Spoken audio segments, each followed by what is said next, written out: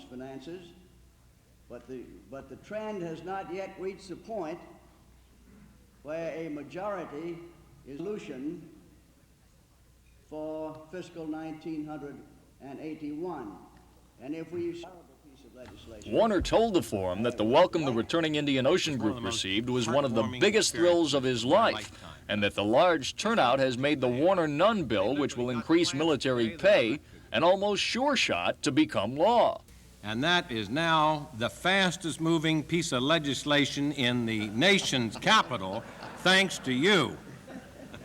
According to Warner, the crowds that lined Pier 12 at the naval base sent a signal to Washington and the rest of the world.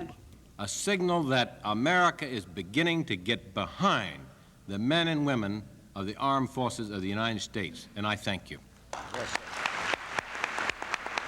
Second District Congressman William Whitehurst also explained that it wasn't until yesterday's welcome that President Carter finally decided to get on the bandwagon for Warner-Nunn and support the bill, which the White House had originally opposed.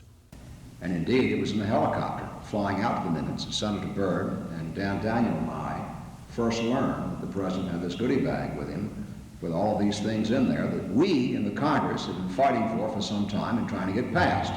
The congressman also took a swipe at the president for trying to cut the defense budget proposed by the House of Representatives, saying the Senate should go along and approve the kind of defense budget Whitehurst claims the nation needs. And then if the president chooses to veto it, let the onus be on his back and not upon us for our failure to act. Mike Deason, Area 10 Eyewitness News, Norfolk. Right now, I don't plan to make any definitive statement at the moment. Later on, I may have something additional to say. At this point, is it a possibility you could support either of the candidates?